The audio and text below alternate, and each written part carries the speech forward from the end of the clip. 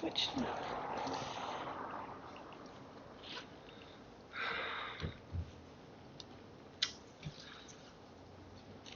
Good day, everybody. I'm very pleased to present Майей Pirс, Yes. the curator of the exhibition 1945 Defeat, Liberation, New Beginning, 12 European countries after the Second World War, that opened in Deutsche Historisches Museum on 24th of April and will be exposed till the late October of this year. And this exhibition, for me, my name is Oleg Nikiforov. I am coordinator of the project Red Soviet. It's a very impressive example how to deal with the history, how to deal with historical heritage, and how to formulate the questions to ourselves for actual contemporary agenda on the basis of texts, material artifacts that we preserved from the recent story of post-war Europe, of post-war 20th century. For me as an editor, it's also great illustration of how the text can survive in our not very easy for enlightenment tradition, digital selfie epoch, as I postulated in one of my questions to Maya. And now, please, if you don't mind, could you just tell us a bit about the history of this exhibition and stories that you think of importance for its evolvement and its effects. Thank you. No. Please. Okay. So thank you very much, first of all, for inviting me to come here. I'm very pleased to be in Moscow to talk about our exhibition. Our exhibition had been, the idea to make this exhibition has come in about late 2000 or in 2013 actually, when we were thinking about how to talk about the Second World War on the occasion of the 70th anniversary in 2015, but not only on this occasion, but in general.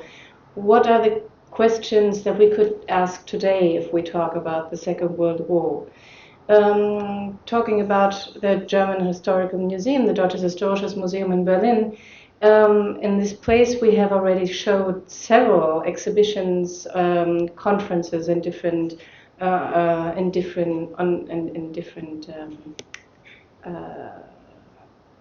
lectures, etc., on this topic. So we were thinking about what might be of interest today if we talk about the Second World War and the phase after. And something that was very interesting to me personally actually was the idea, well, we know a lot about the war, we have many pictures of the war in our heads, and this subject is very present especially in German media, as I heard also in Russia. It's a very, very up-to-date topic that has been reflected a lot here in Moscow and as I presume in many other places in Russia. But something that interested me a lot was the question, but how were the countries that had been affected by the war, how had they been left behind from war, from German occupation, from the atrocities? What has the situation been like in these countries at the end of the war. When we talk about the 70th anniversary of the capitulation of the German Wehrmacht, it's also the question, but in what situation have people been at this moment? And so I invented this idea, so to say, to make an exhibition about this, but not only, and there was something that was the most important aspect for me, not only to talk about Germany, but also to look beyond the borders and to look at the neighboring countries, for example. And so we chose to make an exhibition about Germany and 11 other countries, among others about the Soviet Union in this time. And we decided to make a small snapshot, so to say, on the moment of the end of the war, or of liberation of the different countries, up until it first, coming to be of a situation that the states, the societies, people got back to a certain everyday life, a life of peace. So, and still it's, well, we know a lot about the history of Second World War, but not enough. And concerning the immediate post-war period, it's always stayed a bit in the shadow of the big war, yeah? On the one side, and on the other side, the problematic of post-war society, of transition from the war to the peace, it's always quite complicated and impossible to grasp, to understand how such thing is possible. Yeah? Transition shouldn't it be rather new birth, yeah, the new society, the new peace comes to the world. But problematic is extremely complicated and extremely delicate, and how to deal with it, how to approach to it through the means of museum exhibition. So, what's your medium? What's the ways to present such complicated, pretty chaotic, and pretty understandable period? Yeah. So, first of all, we were discussing, we were thinking about these questions. How do we show post-war period in 12 different countries? We decided to make up 3 main topics that are characteristic for this period in each country. So when we talk about France, for example, one topic that is very important is the rebuild of the political life. France, for example, like other countries, but France especially, had the problem that the society was extremely divided after the war, because there were parts of the society who were engaged in collaboration, who supported collaboration and a collaborative system with the Vichy regime. And other parts of the society, and there was also a development, of course, during the war, other parts of the society and people became members of the resistance, and some even were part of the Vichy regime in the beginning and later on became part of the resistance. So there was a real clash in the society, and how can a society find its unity again after the war? How is political society and society, political life and society growing together again with these experiences, and with the depth, with all the atrocities, with the war crimes in mind, and talking about one country and these very, very different ways that people lived during the war, is something very specific for France, but also comparable to other countries. And this was one question to us, to make up the most important questions for one country, and then telling these stories with the help of exhibits, with the help of objects and photographs and film material, some testimonies by witnesses as well. and to find a way to explain the history of one country, but showing it beside or next to the other countries, sometimes the neighboring countries. When we started working on this exhibition, there were some experts who were giving us the advice, well, if you talk about several countries, why don't you mix up, or why don't you make one chapter about the Benelux countries, Belgium, Luxembourg, and the Netherlands? And having in mind what has happened in these countries and how difficult, and various this is the history in these countries we just decided, no, you can't do that. You cannot just mix up Belgium and Luxembourg, because they have completely different problems in this time. There are, of course, parallels, like the role of the resistance, members of the resistance who demand also playing a political role in building up new political life after the war. Especially in Luxembourg, which we point out in our exhibition, the members of the resistance say, well, we also have the right now, due to our due to what we did as resistance members and fighters against the occupants, we also have the right to be part of the political life and to decide political questions.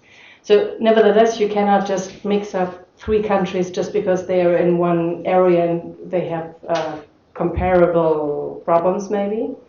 And then we decided, no, we talk really about one national history next to the other. So you can make comparisons, of course, but you cannot just put it all together in one chapter.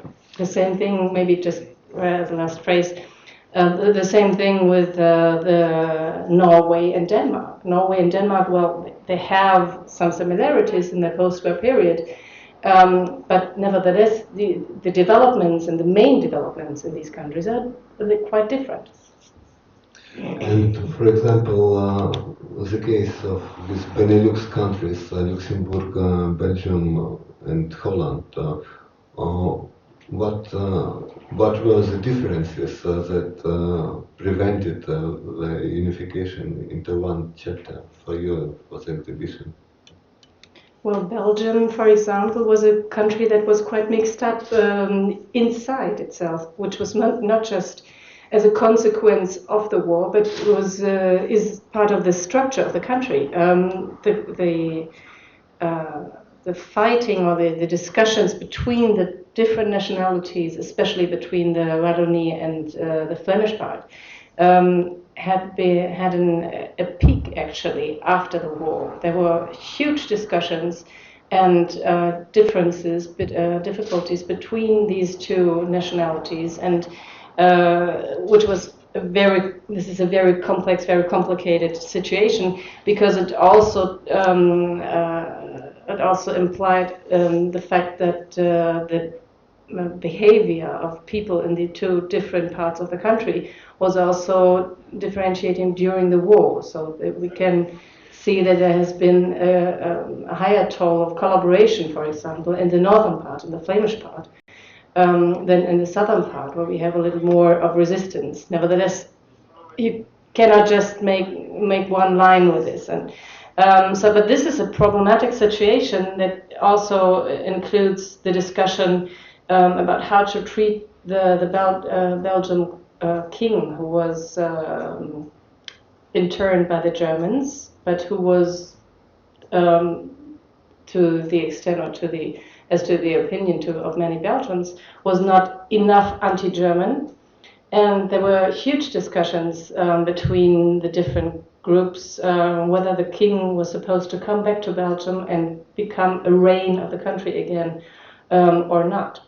But this is a very specific Belgium situation. It has nothing to do with Luxembourg or Netherlands situation. In the Netherlands, for example, it's something that is very specific and which we would like to point out a lot, was how the country dealt with collaborators. Collaboration was a huge problem and was heavily discussed after the war. And one way was, of course, as in other countries as well, to go to court and to try the collaborators or people who were supposed to be collaborators. But on the other hand, in the Netherlands, for example, there was something specific that they also had a society or an association that tried to reintegrate former National Socialist party members into the society, because they saw, well, the understanding or the idea was we had quite a few collaborators, quite a few National Socialists in our ranks, in our society. We want not them to stand by and to be excluded from the society for the next decades, but we want to integrate them into society, and there were support for them to, well, find their job again and to find a way back into society, into post-war society. You talk about Belgium, situation in Belgium, or German situation? I'm sorry? Right now you are talking about post-war Belgium situation or German situation? And the Dutch situation, the situation in the Netherlands, where there has been also a National Socialist associated party, and the situation is a specific Dutch situation, actually.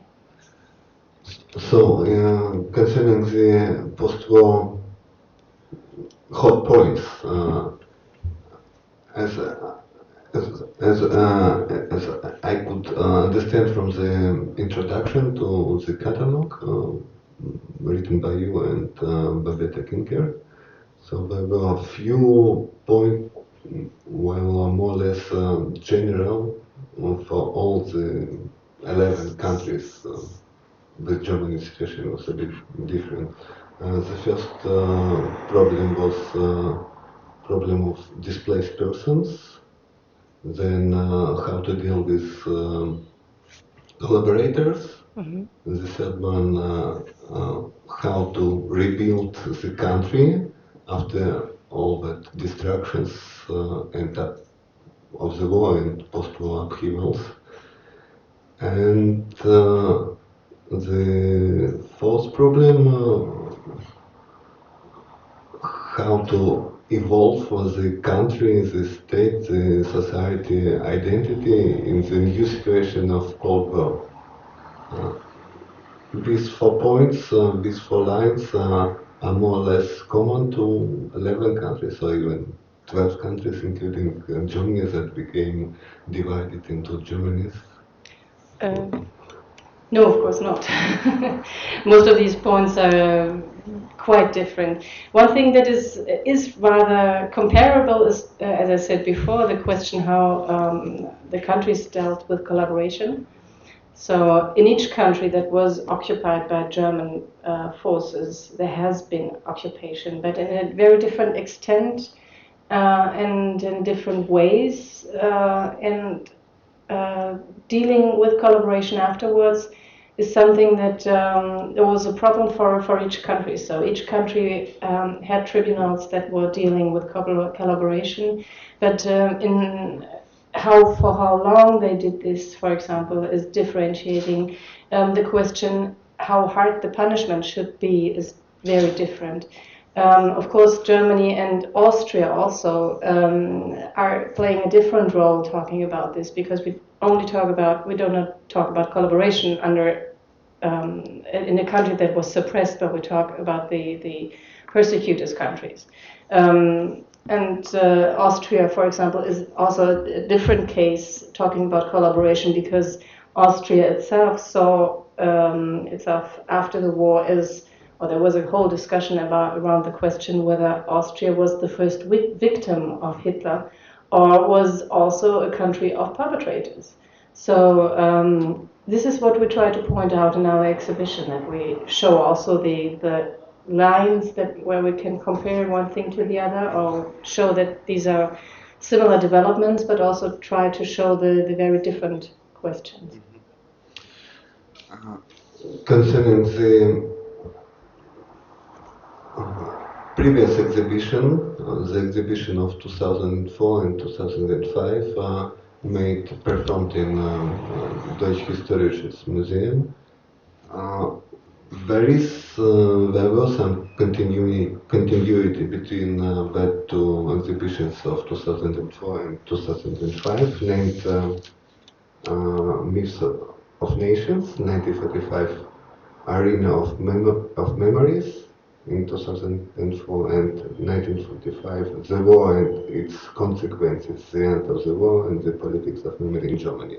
So there should be some continuity between the second exhibition of 2005 and your exhibition, or I'm mistaken? No, these exhibitions are planned absolutely different from each other, and also the perspective how to look at this time is maybe a different one. In 2005, the exhibition about the war, 1945, the war and its consequences, was rather looking at Germany and how Germany is taking up the first contacts after the war to its neighboring countries, but it's very Germany fixed. The exhibition Myths of the Nations has a completely different focus. It's talking about how war and resistance, for example, is commemorated in the different countries. And this is something that we do not at all. So there is at least a consequence for our exhibition was not to talk about commemoration as a first link, and not how the war was reflected in the long run in the different countries, but it was rather really we are focusing really on the events and on the situation itself. And the exhibition Myths of the Nations is a lot more vast, but not talking about this very small period that we decided to talk about. So, and right now, the question, what can do the museum? What can do the museum exhibitions with that solid massive of history? So there are different institutions, academical institutions, that treating different aspects of the problematics in long-year programs, in conferences, in academical magazines, and Historische Museum, Deutsche Historisches Museum, make some presentations. Everything in one place. You can get immediately, supposedly, the understanding, the vision of the things as they were. It sounds quite miraculous and very courageous way to think, to perform. Yeah. So please come in and experience the past as it is next to you. Yeah? So what's the capacity of a museum exhibition? What it makes that it's impossible to make through purely academical ways of reflection and debating and so on. So our aim is not to invite people to live, to experience this period, because you cannot make people live or experience this time, not even with original objects or something. It's just that we have a certain approach to this subject, to this period, and we try to show this with the help of original objects as far as it is possible. And we present this to the public for a certain time, and this makes people, because it is a limited time that we show this presentation, it's making people come to the museum and to learn something about this time. So our aim is not to give an encyclopedic approach or encyclopedic presentation of this period. This is not possible. Our idea actually is only to to approach this phase and to make people curious, to make people aware that there are different aspects to learn about the different countries, and that they take something with them home. But it's not. It's just what we are offering. We are offering history. We are offering to learn history with the help of original objects, which might be touching also because of their own histories. But our aim, our goal is not to make something like reliving this period. I think this is not possible. The museum is rather a place where you can make people aware of certain topics, where you can show subjects from a certain perspective, maybe also, where you can show objects from many different countries for a specific time. We have about 500 objects, and most of them are loans from 14 different countries, from about 150 loaning institutions. So this is something that you have only one time, and it's not possible to show what we show one more time, maybe in the future. But it's very much work to get together all these objects and to make them live and to make them talk in the context of an exhibition. So it's a kind of introduction and a kind of proof. So introduction, for example, your catalog plays introductory role. So it just presents a context of the things exhibited on the exhibition.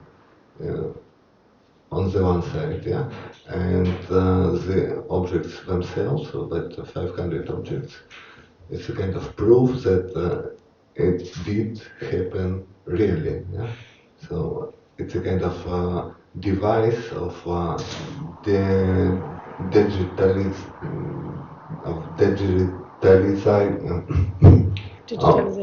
of de-digitalization, yeah, of the viewer.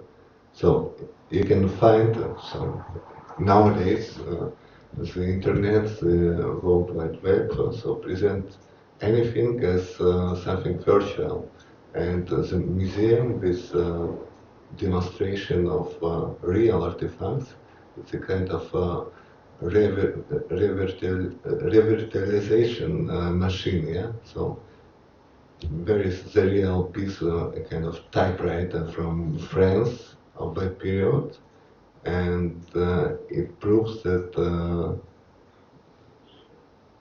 not everything in this world is virtual. Yeah? It's full of real things, and these real things has stories, and that stories kind of introduce you into the bigger history, into the big history.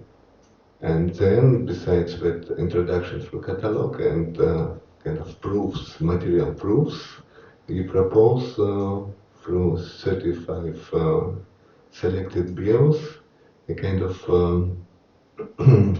stories how the post-war period was lived in flesh, in persons. So do I reproduce more or less correctly what the impact this exhibition as Gesamtkunstwerk produce on the viewers, on the spectators? If you if you see what I mean in my question.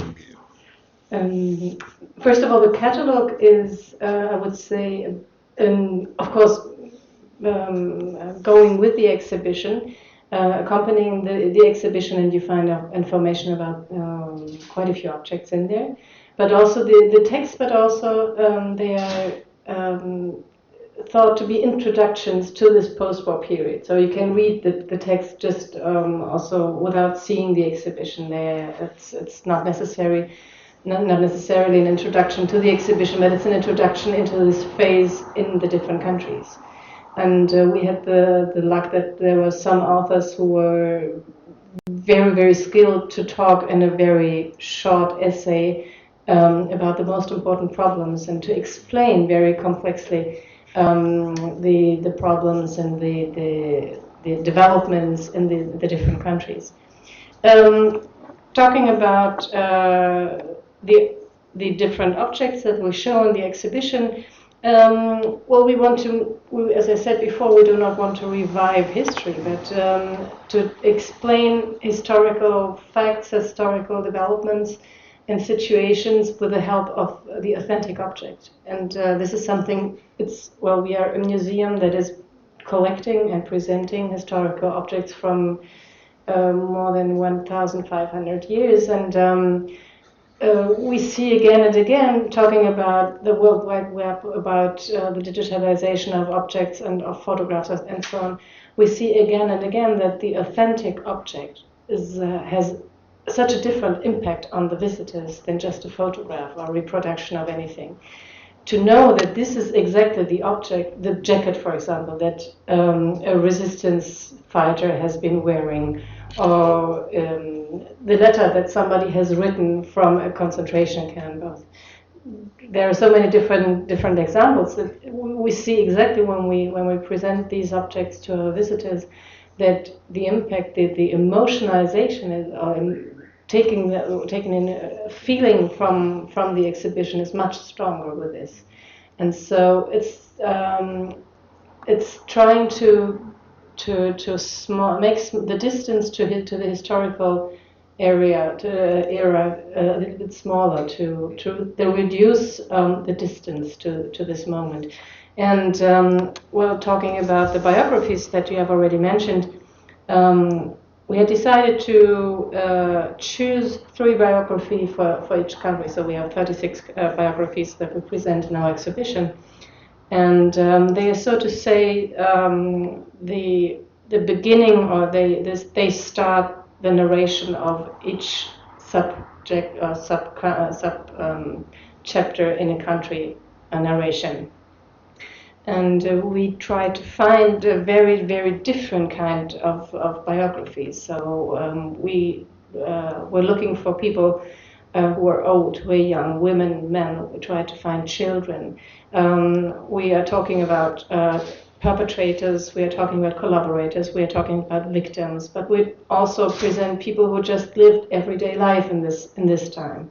And what we try to explain is what have these persons lived through at the moment when the war was over for them, and what happened to them, and how did they make their life in this post-war period. So I'm sorry, and post-war period, you mean different period of time in the case of different countries, so it was kind of fixed from 1945 to 1950 or 1955? We start our narration at the moment when a country is liberated. In Germany and Great Britain, we talk about, we start our narration from the moment of the capitulation of the Wehrmacht, on the 8th, 9th of May, 1945. And we end the narration in each country sometimes at a different moment, so we do not have a fixed date until we do not have an exhibition talking about 45 to 50. But starting at around 44, 45, and going up to 49, 45, 50, so to say. It depends on the developments in the different countries. Talking about Austria, for example, we are extension our narration a little bit to the year of 1955, because the country only found its sovereignty, its state sovereignty, with the state contract with the Allied nations. 10 years after the end of the war, but usually we talk about the years 1944 to 1949, not 1950. And in the case of Russia, what was the moment where to stop for the first article in the catalogue of your part of the exhibition dedicated to Soviet Union? What was the time frames for the case of Russia? For the case of Russia, we start the narration already in 1943, actually, with one biography, when we talk about the process taking place in Charkov, about one of the first processes against German war criminals, but we don't have a fixed date. It's where we end the narrations, rather that we talk about the political situation in general. And it's still talking about the Stalinist era, but we do not include, for example, the death of Stalin and the post-Stalinist era. And coming back to that 36 bios, what are your favorite samples? What are your favorite stories and why? Frankly speaking, I can't tell that I have one or two favorite stories, but there are many. And if you prepare such an exhibition and you work on the details of each of this biography, there are so many aspects that that come closer to you, and you get to know these persons so much more and much more that each of this biography is enormously interesting. Talking about, for example, not always in a positive way, of course. The biography of Karl Schulz, for example, was a German perpetrator, is to me extremely interesting, and he's a very good example for how German perpetrators could get back to normal life after the war, because nobody asked for what they have done during the wartime. He was one of the Einsatzgruppen members, and he was included in killing thousands of civilians in the Soviet Union. And after the war, he was a police officer before the war, and after the war he was, he had to wait for a little while, but afterwards he was able to continue his career in the police of Bremen and became the chief of the what is it in English? The crime police, the investigative police in Bremen. And what we show as an object for each biography, we had chosen an original object to go with him, as far as we were able to find one. We show his personal file from his company, from his police administration, and where you can see in his CV that he was member of a certain unit during the war, but nobody was asking what has he done, what has this unit done during the war. And he was a very good example for many German members of the SS, for example, of the police who were implied who took part in heavy crimes during the war. Another example that had touched me personally, because of his history, is, for example, a French child who has survived the massacre of Oradour-sur-Glane. Oradour-sur-Glane was one of the places that were a small village in central France that had been destroyed by the Waffen-SS and burned down, and most of the inhabitants of this village had been killed, and also the family of this little boy, Roger Godefroy. And we are talking about how he, having lost his family, having lost his life, his surroundings, everything, had to go on living. He was only 8 years old at the moment of the massacre, and when he was 13 years old, only a very small boy still, he was testifying during a process against members of the Waffen-SS unit who came from Alsace, France, and he was testifying what he had witnessed. He was in Oradour-sur-Glane when the massacre took place, and he was able to run away, and he was not captured by the Germans, but he was able to hide and to survive in this way. So these are stories, personal stories, that of course are very touching. Another story that I found very interesting is, for example, a politician that we had chosen for Belgium, to talk about the beginning of political life in Belgium. As I said before, it's quite a difficult situation in Belgium because of the two different nationalities and a very complex situation. But there's one politician who also became prime minister and who also shaped the foreign policy of Belgium, but also a European policy and worldwide policy, because he came the head of the general General Secretary of the United Nations. He's Paul-Henri Spaak, and the way what he brought into his political life with the experiences of the Second World War and being part of the exile government in London is extremely interesting, I think. So this just to show how vast the choice of the biographies is that we present in our exhibition. And Soviet Russian stories, Soviet Russian biographies, how did you pick up the ones for your exhibition, and didn't you think to include the story of Evgeny Dalmatovsky, the hero of your poster, as one of the biographies? Mm-hmm. No, we don't have. We do not talk about Dalmatovsky as a biography. It would have been enormously interesting. No, that's not a question. But one definition for us for the biographies was that we want to talk about the people who are in the country at that moment. So when we would have talked about Dalmatovsky, he would have been in Germany at that time, at the end of the war, and he would have been one of the German biographies. By the way, in Germany we're talking about a Russian person, a person from Russia, I think from Russia in the Soviet Union, but then he should be, Mikhail Levin, and he is finding himself in Germany being liberated by American troops as a forced worker. He's doing forced labor as he was a soldier. He was captured as a member of the Red Army, and he was interned by the Germans and then doomed to forced labor. And so he's one of the biographies in Germany, but that was chosen because we wanted to include a forced laborer into the spectrum of biographies. Dalmatovsky would have been enormously interesting, but we are talking about him, or we are showing him on a different, in another way, also in the exhibition.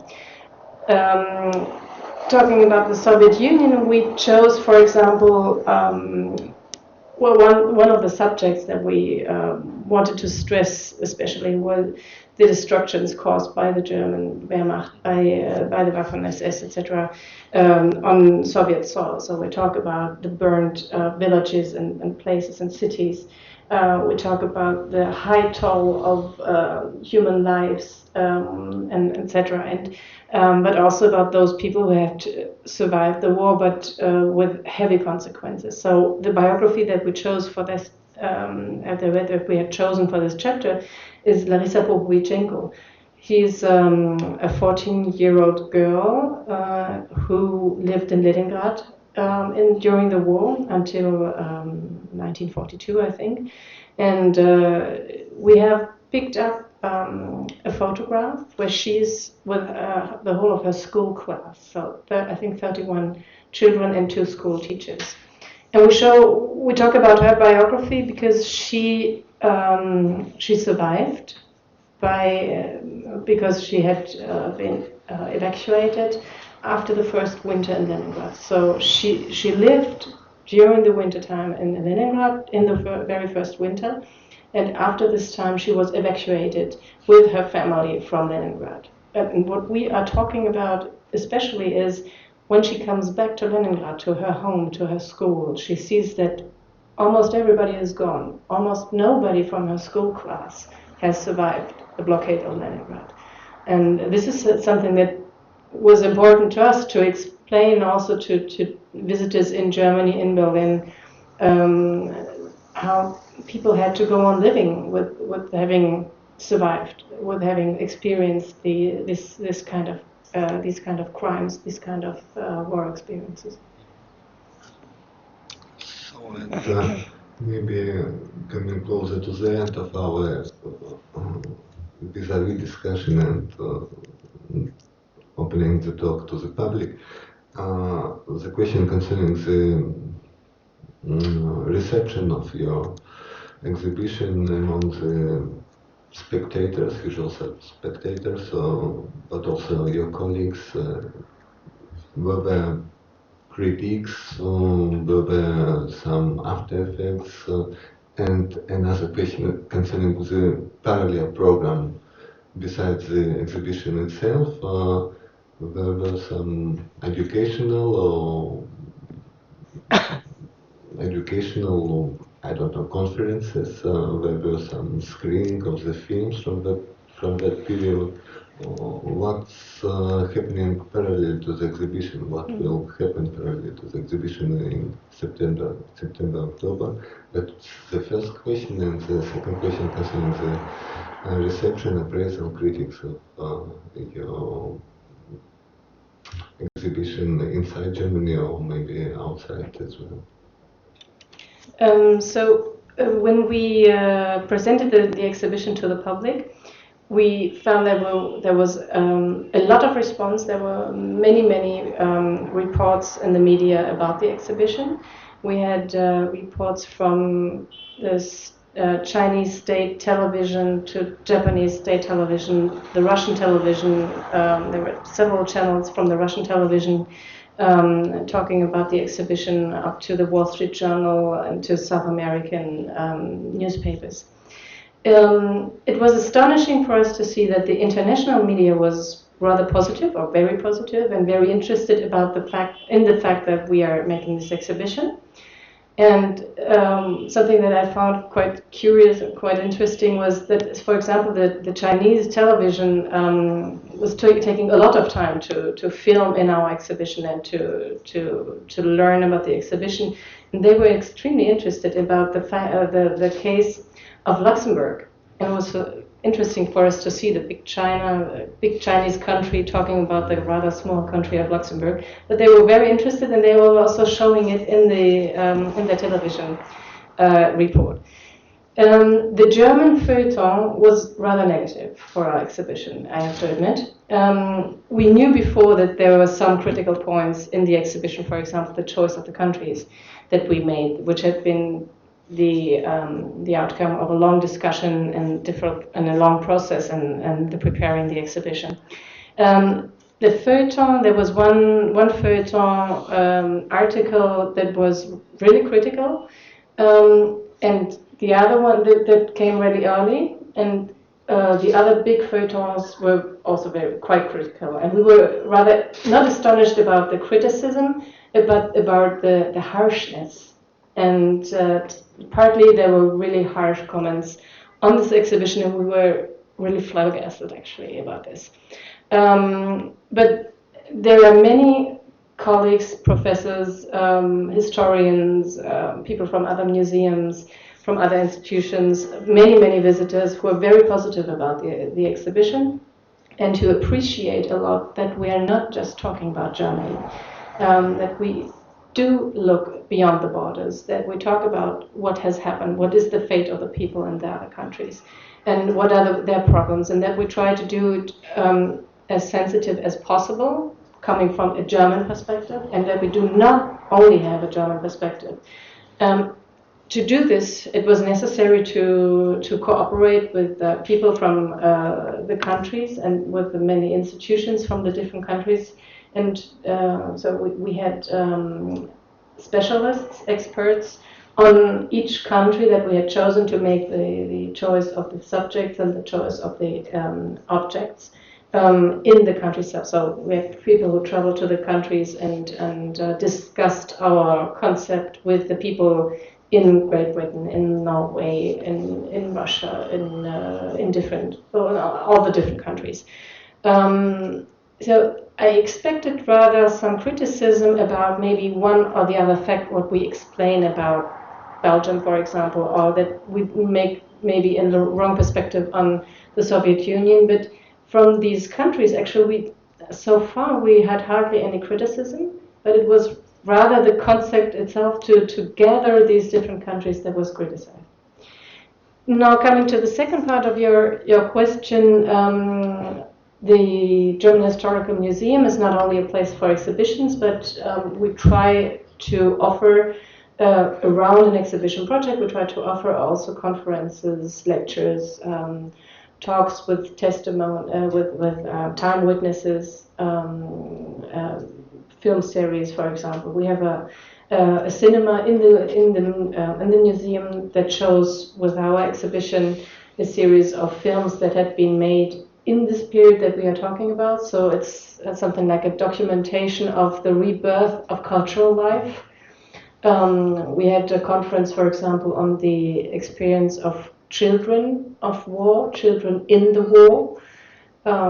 We have had a talk about with a son who was born from a relationship from a Danish woman and a German soldier, to talk about the situation of a child which is born out of such a relation of occupation. And we are planning to do more lectures in autumn as well. So quite many things that we offer. Maybe one last point, talking about the how the exhibition is reflected by visitors. I just looked in we have a guest book at the end of the exhibition. We always have in our museum, and it's enormously interesting when you read through it to take your time to do it. We have visitors coming really from all parts of the world. I think there are not very many from Africa, but from all other parts of the world there are visitors. I just read some comments from Malaysia, from Japan, from South America, from Canada, from all over Europe, and that is for us enormously interesting. And we have many children, actually, many young people coming to the museum. So when the exhibition was broadcasted in the media, we had many schools who demanded to send their school classes. And so some schools completely come, all of their students come to our exhibitions, and it's already hard to find dates for guided tours of students or of pupils to make up, because there's a huge demand to visit the exhibition. This is, for us, this is of course very positive. So because we have in a way we have been able to address the young ones as well, and we are quite happy about that. And is it a kind of standard giving, ice-breaking exhibition? What do you think? Does this exhibition propose a new approach to the problematics? Is it just a job you as curator with your colleagues do on a regular basis and nothing special? No, when you do an exhibition like this, you put your heart in. It was my idea to do this. We have discussed it and formed it together with a team. But it's my baby, so it's our baby. So it's a lot more than just a job, actually. For me, one of the most important and very positive things that I experienced with this exhibition was that when we made the research in all the other countries, the response was very, very positive. And what came back from the other countries was really, we open our doors to our collections. We are very willing to help you, and we are very glad that you're making such an exhibition about this. And it was also astonishing that many colleagues in the other countries said, it's interesting that you're doing an exhibition about this time, because we never thought about doing something like this. In many countries you talk about the 50s, the 60s, the 70s, the developments that come later. But this very small phase is something that many people have not looked at, and maybe it was because of the experience that I have made preparing the permanent exhibition of the German Historical Museum, because there we have a small chapter on this period, that when we talk about this, where the idea came from, maybe to extend this presentation to other countries.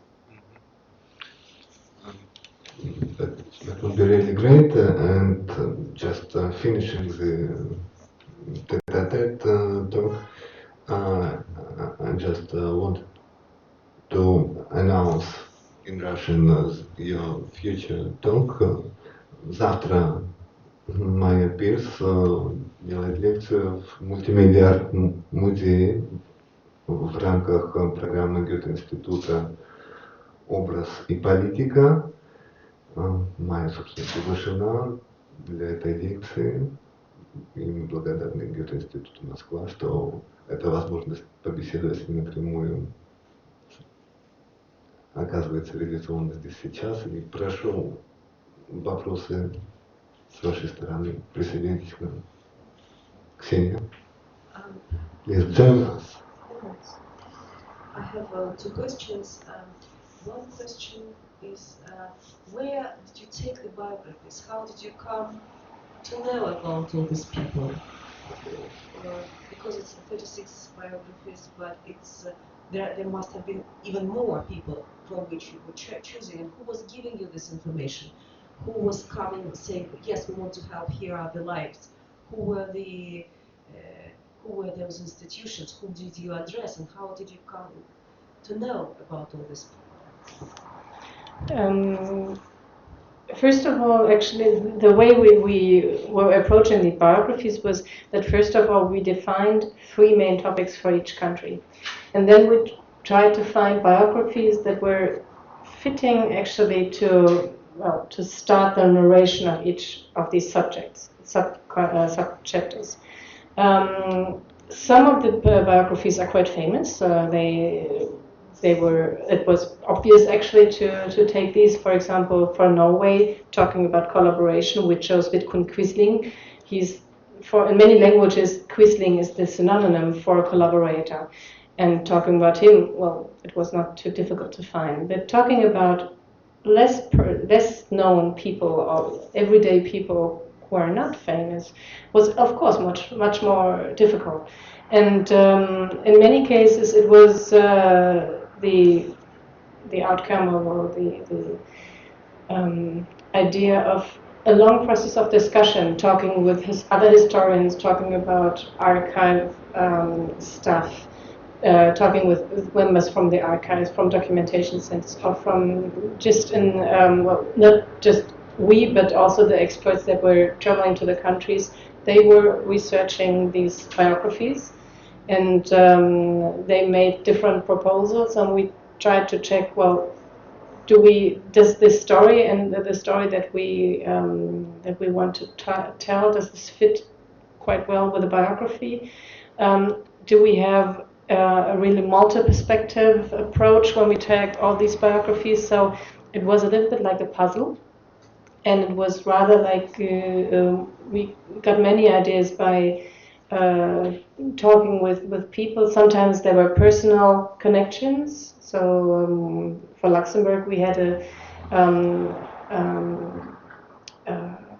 documentary filmer who made many testimonies, interviews with people who had experienced the Second World War, and she knew many people to ask and to address and to ask if we could take their biographies. So there were many different ways how to approach these people, and sometimes we had already decided to take one, and then we found out no, it's not the perfect story to tell. So it sounds, when I tell this, it sounds a little bit artificial how we try to find these, but actually each biography itself is a true biography. It's not invented, and it's the true stories that we tell.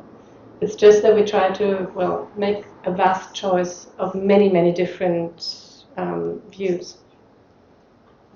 And my second question is concerning exactly what you're talking about, because you're talking about exhibition as, so to speak, I think it sounds like an artwork or novel or picking the puzzles. Probably what Oleg was trying to say, it's not a reliving of the past, but a kind of multiple experience, multi-focused exposing of the audience to all these problematics, to this world that came after, to the complexity of the world, to the texture of the world that came after the Second World War. And my comments, and maybe a question to you, as far as the reaction of the audience is concerned, I think that probably nowadays, since the events of the Second World War, very traumatic ones, are the basis of the contemporary world, but in reality probably we're having the shift of the identity. Basically, what we feel now is that our identity is formed in the period after the war.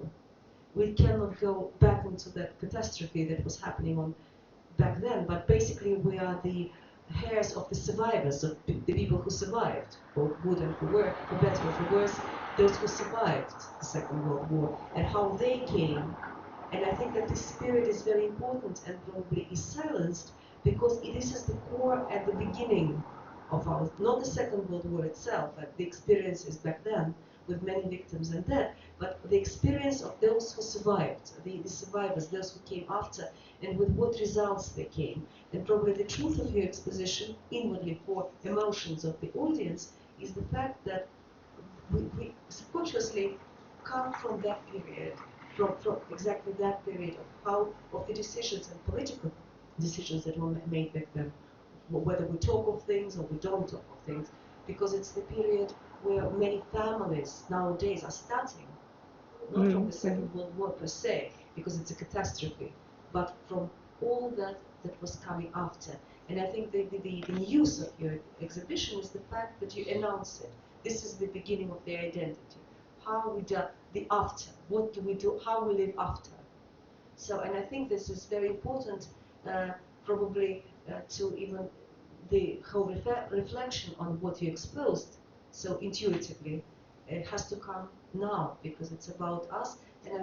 And do you agree with this kind of comments? Do you have this feeling as well, or that this is a new thing to start thinking that basically the identity of the modern nations is the identity that exactly is formed in that period, in that small 5 years period? I think it varies a little bit from country to country. As we all know, the Soviet Union had been heavily touched by the war, but many things had changed in the war and afterwards.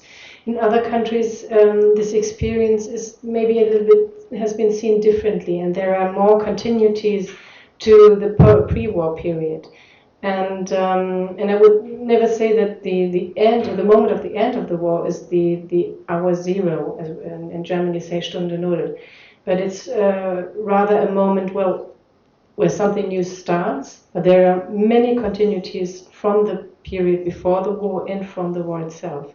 Nevertheless, of course, this post-war period, that's what I pointed out before, is a time where many new things start, where many changes in society have been done, where many new families come together, when people start a new life in a different place. For example, we mentioned in our exhibition the number of about 40 million people who are no longer at the place where they have been at the beginning of the war, but they have fled from their original place, or they had been deported, or they had been taken to forced labor, or whatever. So 40 million people had to begin a new life in a different place. So, of course, this is a moment where a new life begins, where a new phase begins, new generations come to be. But I think it's not so easy to generalize it for all the countries. Because if you look at Denmark, for example, the continuity is, even concerning the wartime, is a lot stronger than, for example, in Russia or in Poland or in Germany. Please, questions. Тогда приходите завтра в мультимедиа от музея, лекция на немецком с русским переводом. Завтра мультимедиа от музея Остоженко 16, Лиза, да? Лекция Майей Пирс о том, какую роль фотографии играют в представлении этого периода. Прошу вас. Спасибо.